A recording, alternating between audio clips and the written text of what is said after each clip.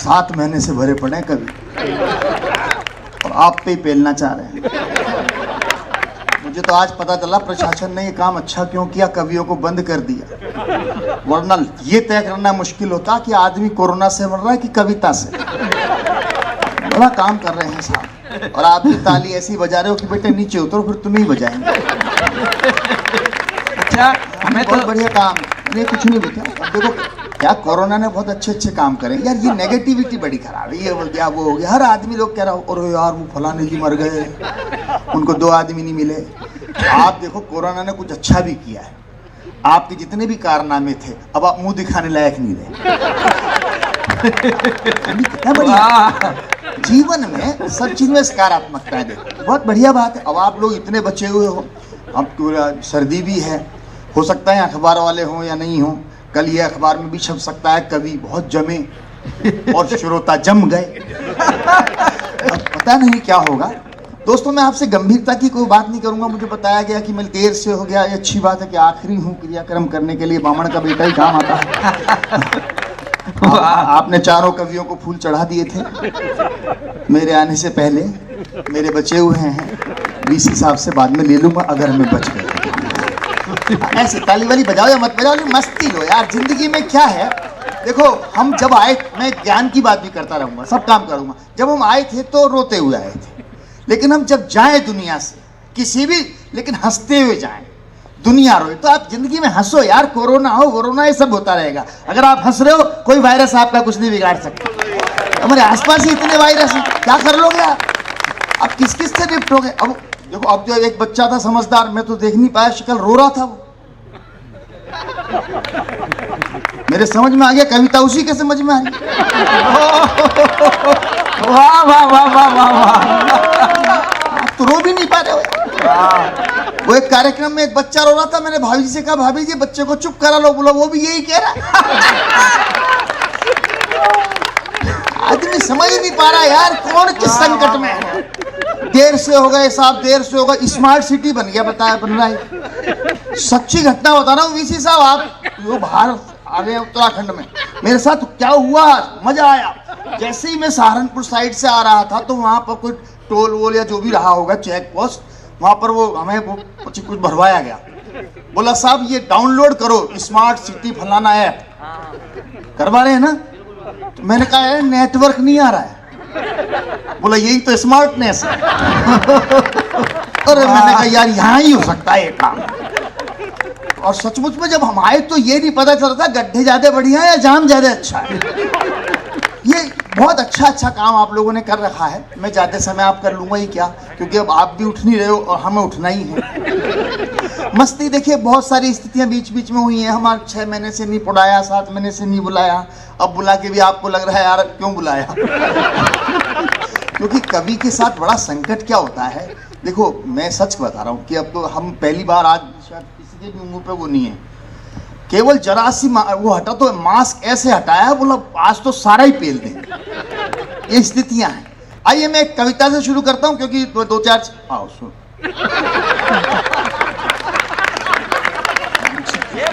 बोले भाई खींचने आ रहा है या सर पे आ रहा है, ये समझ में नहीं आ रहा है। सच बता रहा हूं वीसी साहब, कुछ लोग तो फोटो भी ऐसे खींचते हैं जैसे बस आप उसे ही खींच के मारेंगे। मोबाइल नहीं लगता, पिस्तौल है हाथ में, छाती पे चढ़ रहा है, सर पे चढ़ रहा है, समझ में नहीं आ रहा है। और यह चढ़ी हुई है, बहुत बढ़िया। अरे और मुझे तो यहाँ बताया गया कि बच्चे नहीं है, पहली बार यूनिवर्सिटी में हम आए और वो भी मास्टरों को कुछ सिखा रहे। ये इससे बड़ा सौभाग्य नहीं होता, आप सबको सिखाते हो, हम आपको सिखा रहे हैं। पहली हो गई, अभी इतनी लंबी तो है नहीं यार, मेरा कभी 5 फुट 4 इंच का है। नहीं करो भाई, हाँ खींचो। वो क्या है, मैं अपने साथ ये अपनी सेल्फी तो नहीं ले रहा है। अरे भाई तू मत बोल, बहुत बोल लिया, इसके बोलने से बहुत डर लग रहा है। वापस यहाँ आ गया तो मेरे को बैठना पड़ जाए। बड़ी दूर से तो मैं आया हूँ, आज पता लग रहा है दूर से आने का मतलब क्या होता है। तो ये भाई का कोई दोष नहीं है, हो सकता है ऐसा सच्चा। मैं पिछले दिनों एक कार्यक्रम में था 6-7 महीने पहले, ऐसे एक भाई साहब टाई भाई लाल टाई लगा के मेरे सामने आ गए। मैंने कहा भाई साहब आप ऐसे खड़े हो, मैं डिस्टर्ब हो रहा हूँ। होता है ना आदमी। अब उनका वो कहने लगे, बोले नहीं साहब आप तो कविता पढ़ो, मेरी पत्नी को यकीन नहीं है कि मैं इतनी अच्छी जगह हो सकता हूँ। अब मतलब आप अपना कैरेक्टर सेटिंग भाई मेरे से नहीं बात। मैंने कहा भैया पत्नी को आपको यकीन नहीं है, दिक्कत मेरे, मैं तो डिस्टर्ब हो रहा हूँ। बोला नहीं साहब कविता पढ़ो, वो आपकी आवाज़ सुनना चाहती है, आपकी फैन है। मुझे अच्छा लगा, मैंने उनसे मजाक कर ली। मैंने कहा भाई साहब मेरी फैन है और मेरी आवाज़ सुनेगी तो फिर आपकी नहीं सुनेगी। और उनका जवाब सुनना, जो लोग खामोश हैं अगर वो खामोश रह जाएं तो मुझे बताना, अगर आपके अंदर चेतना और मस्ती होगी, मस्त हो जाओ, कोई कुछ नहीं होता तनाव, जिंदगी में मस्ती है सब मस्त, उसका जवाब सुनना भी नहीं। हाँ बजा। तो मैंने कहा भाई ये तो ऐसे सामने बैठा, बिल्कुल बहुत बढ़िया। मेरे को ऐसा लगा पहली बार कि जामवंत बैठ गए। कुछ लोग ऐसे खड़े नहीं होते हैं, दूसरे को बैठा देते हैं। तो मैंने कहा भाई साहब मेरी सुनेगी फिर आपकी नहीं सुनेगी, अब आप जवाब सुनना भाई साहब। मैंने कहा मेरी सुनेगी फिर आपकी नहीं सुनेगी। वो बोला भाई साहब एक बार आप सुन लो फिर आपकी नहीं निकलेगी। तो ये वेरी गुड, ये बजी इसी बजाते रहो, जिंदगी इसी का मतलब है। मैं नहीं जानता वीसी साहब ने या इस यूनिवर्सिटी ने कोरोना के इस विकट काल में ये कवि सम्मेलन किस उद्देश्य से रखा है। हाँ बहुत सौ की तो आवाज यही निकली होगी साहब ने। घर में लुगाई के सामने रहते रहते आदमी आवाज निकालना भूल गया।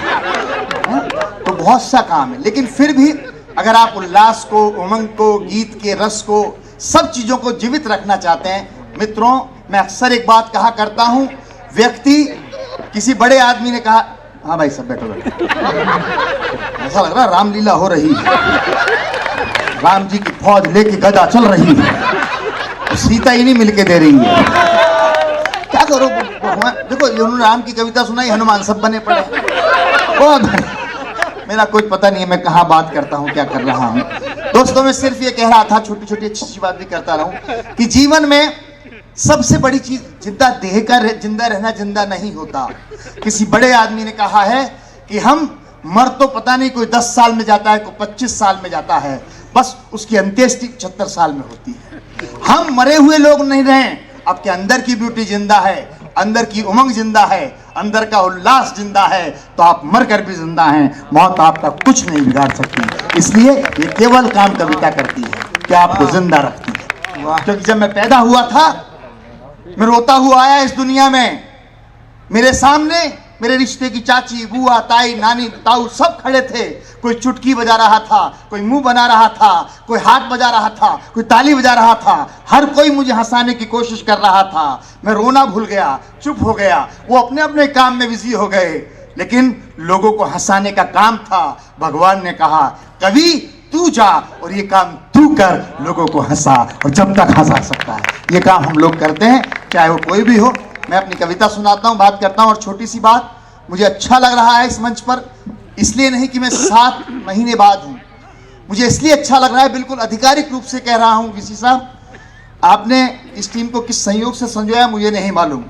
मैं जानता हूँ ये कवि जो बैठे हैं कीर्ति काले, आज की तारीख में हिंदी कविता के सबसे बड़े शिष्ट मानक का नाम है जो आपने चयनित की है। और व्यंग के रूप में जो बिल्कुल सादगी और सत्य, जो हरकतों से नहीं बरकतों से व्यंग करता है, वो नाम मुकुल महान इस मंच पर है।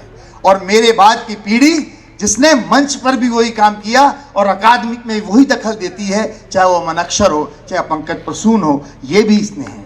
इससे ज्यादा मैं तारीफ इनकी कर नहीं सकता था, क्योंकि ये बेटे ताली नहीं बजा रहे।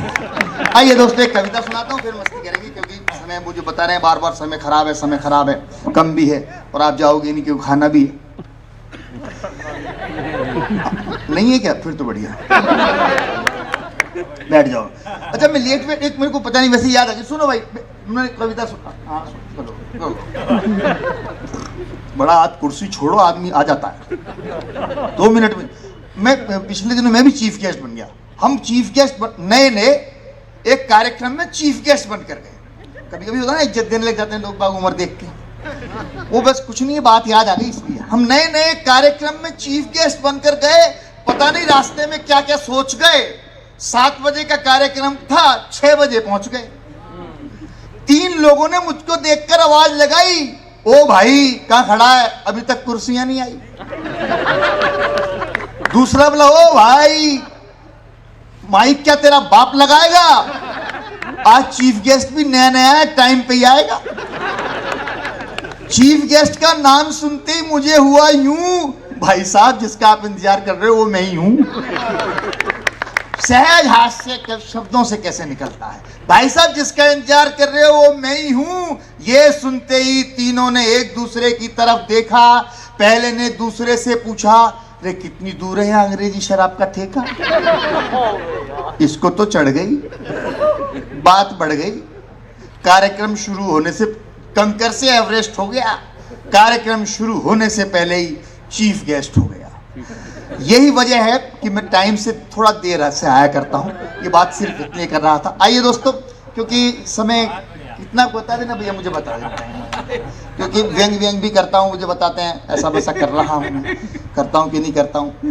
बड़ा समय है ये, मतलब आप देखो आज का समय देखो, आटे पर जीएसटी, डाटा फ्री, आटे पर जीएसटी,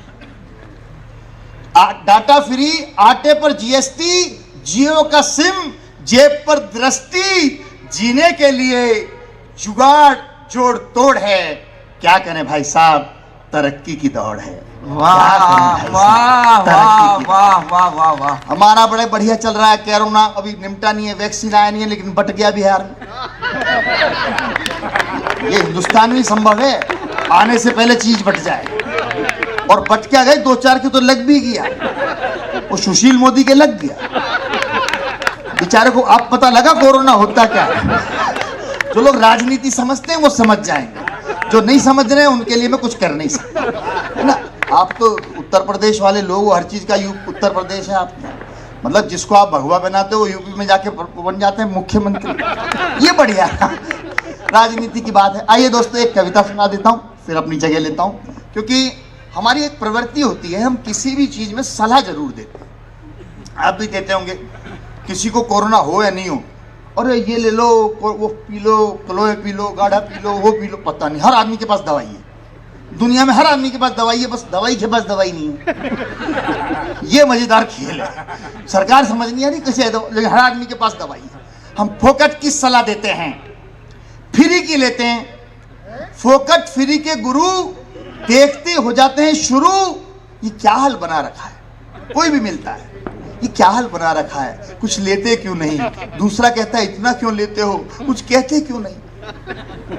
एक सलाह देता है जिम की और दूसरा जिमने की, दोनों में बैलेंस बनाते हैं। सुबह जिम में जाते हैं, शाम को जिमने जाते हैं। ये सलाहकार कैसी कैसी सलाह देते हैं। पिछले दिनों मैंने मकान बनाया, सलाहकारों ने सलाह का ऐसा चूना लगाया जो बनना था खरा बन गया, मकान की जगह मकबरा बन गया। पिछले दिनों बीमार था मैं सर्दी जुकाम से। आप तो आजकल हर आदमी कोई बीमार है, उसको सलाह देखो कैसी मिलती है। पिछले दिनों में बीमार था सर्दी जुकाम से, सारे सलाहकार लग गए काम से। एक बोला भाई साहब देसी इलाज लो, सर्दियां टलेगा, ज्यादा से ज्यादा 3 दिन चलेगा। बड़े भले थे, दादाजी भी 3 ही दिन चले थे। तो यार आप कम हंस रहे हो, तो मैं गंभीर सुना दूंगा जिसमें मेरे को भी रोना आ जाए। आप आपके हाथ में, मैं ऐसा मोबाइल उसमें सारे नेटवर्क काम करते हैं, लाफ्टर का, कविता का, कवि सम्मेलन का, बकवास का, सब चलता है। आप क्या चाहते हो वो आप पर डिपेंड है। दादाजी भी 3 ही दिन चले थे, तुम तो जियो अजी देसी वेसी छोड़ो, अंग्रेजी पियो।